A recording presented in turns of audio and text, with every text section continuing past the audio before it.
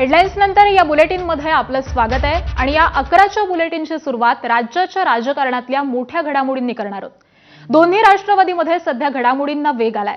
शरद पवारांच्या राष्ट्रवादीचे नेते आणि आमदार जयंत पाटील, राष्ट्रवादीचे प्रदेशाध्यक्ष सुनील तटकरे आणि प्रफुल्ल पटेल यांनी काल रात्री अचानक वर्षावरती मुख्यमंत्र्यांची भेट घेतली आहे। या भेटीमुळे विविध चर्चांना उधाण आलंय।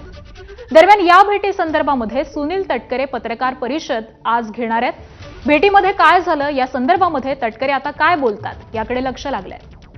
तर शरद पवारांच्या राष्ट्रवादीचे खासदार सुप्रिया सुळे आज दुपारी 12 वाजता पत्रकार परिषद घेणार असल्याची माहिती मिळतेय।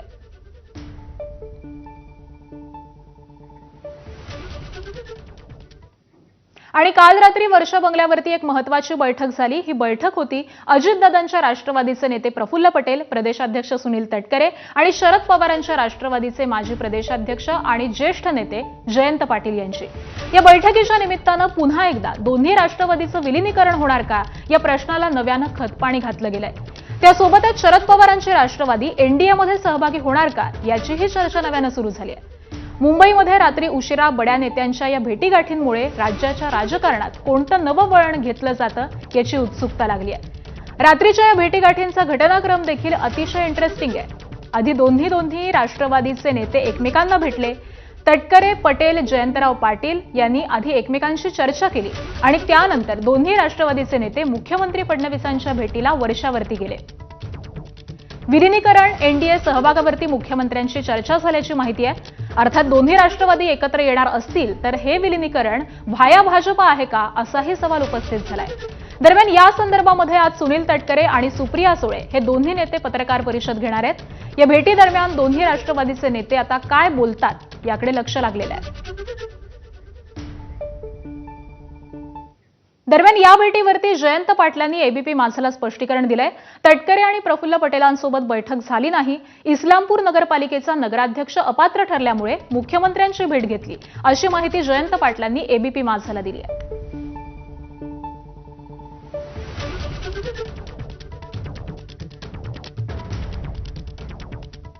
आणि दरम्यान या भेटीवरती ठाकरेंच्या शिवसेनेचे खासदार संजय राऊतांनी काय प्रतिक्रिया दिली आहे पाहूयात।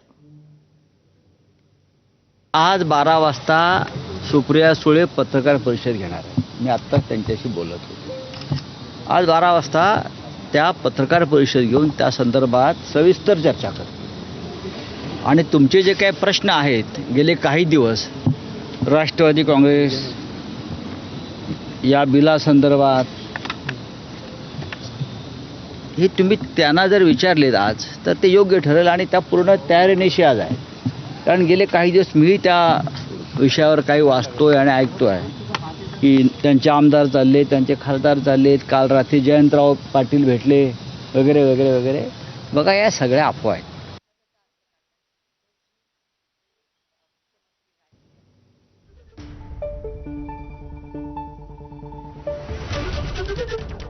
ही अर्धवट माहिती आहे।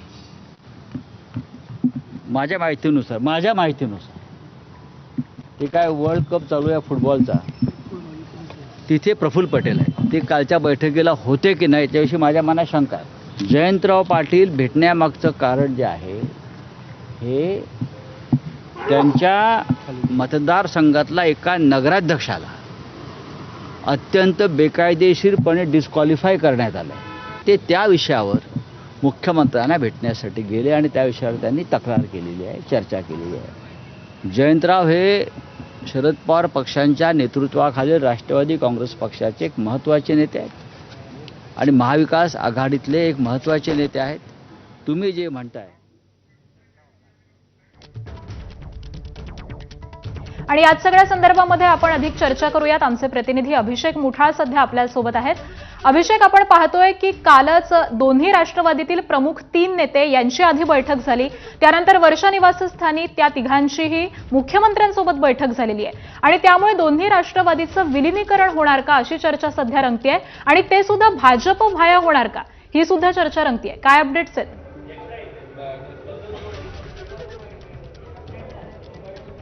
नक्कीच एकूणच या सगळ्याचा सारांश जर का पाहायचा तर हे सगळं सुरूच आहे. मुळात डिलिमिटेशन जे मतदारसंघ पुनर्रचनेसंदर्भात विधेयक आहे त्यासाठी एकूण या अगोदर आपण पाहिलं शिवसेनेमधले जे खासदार आहेत ते आपल्याला शिंदेंच्या सोबत जाताना दिसलेले होते. एकूण राष्ट्रवादी संदर्भात देखील या अगोदर चर्चा आपल्याला रंगताना दिसलेल्या होत्या आणि त्यामध्ये काहीसं तथ्य देखील आढळून येतं. राष्ट्रवादीमध्ये 2 गट यामध्ये पाहायला मिळतात. एक NDA सोबत जाण्यासंदर्भात पूर्णपणे अनुकूल दिसतं आहे, तर काही मोजकी जी आमदार आहेत त्यांचं म्हणणं आहे की आपण जायला नाही पाहिजे आणि त्यामुळेच ह्या चर्चा पुढं घेऊन जात असतानाच जयंत पाटील यांची देखील एंट्री होताना दिसलेली होती. विनोद तावडे यांच्यासोबत देखील त्यांची चर्चा देखील झालेली होती आणि त्याच अनुषंगानं पुढं कशा पद्धतीनं जायचं या अनुषंगानं ती चर्चा होताना दिसली होती अशी सूत्रांची माहिती आहे आणि त्यालाच कुठंतरी दुजोरा आपल्याला कालच्या बैठकी दरम्यान देखील मिळताना दिसतो आहे.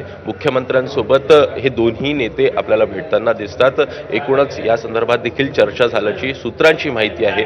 दुसरीकडे काल जर का तटकरे यांचं वक्तव्य पाहायचं तर एकूणच अर्थ खात्यासंदर्भात कुठेतरी चर्चा ही आम्ही मुख्यमंत्र्यांसोबत देखील करू असं देखील ते बोलताना दिसत आहेत. त्यामुळे एकूणच अर्थ खात्यासंदर्भात देखील चर्चा होत असताना जयंत पाटील यांची एंट्री ही देखील महत्त्वाचं एकूण बघावं लागणार आहे. प्रामुख्यानं जयंत पाटील यांच्याकडनं जरी का सांगण्यात आलं असलं की इस्लामपूरचे जे नगराध्यक्ष आहे ते अपात्र झाले त्या संदर्भात ही सगळी चर्चा असली तरीही या बैठकीमध्ये एकूणच डिलिमिटेशनच्या जे विधेयक आहे त्या संदर्भात पाठिंबा दिल्यानंतर एकूणच राष्ट्रवादीच्या वाट्याला काय येणार या संदर्भात देखील चर्चा झालेली आहे आणि या संदर्भात देखील आपल्या सूत्रांकडनं माहिती मिळते आहे. सोबतच जे इतर एकूण पुनर्वसन आहे त्या संदर्भात देखील चर्चा झाल्याची माहिती आहे. त्यामुळे एकूणच चर्चा होताना दिसत आहेत. या अगोदर देखील पाहायचं तर जयंत पाटील यांची एंट्री आपल्याला होताना दिसली होती, मात्र चर्चा फिसकटली आणि जयंत पाटील हे आपल्या सत्तेमध्ये येताना दिसले नव्हते. एकूणच आता देखील तशाच प्रकारच्या चर्चा होताना दिसत आहेत. त्यामुळे एकूणच पुढील वाटचाल कशी असेल हे बघणं देखील महत्त्वाचं असेल. अगदीच, त्यामुळे आगामी काळामध्ये आता नेमक्या काय काय घडामोडी घडतात याकडे लक्ष असेल. धन्यवाद अभिषेक या सविस्तर माहितीसाठी.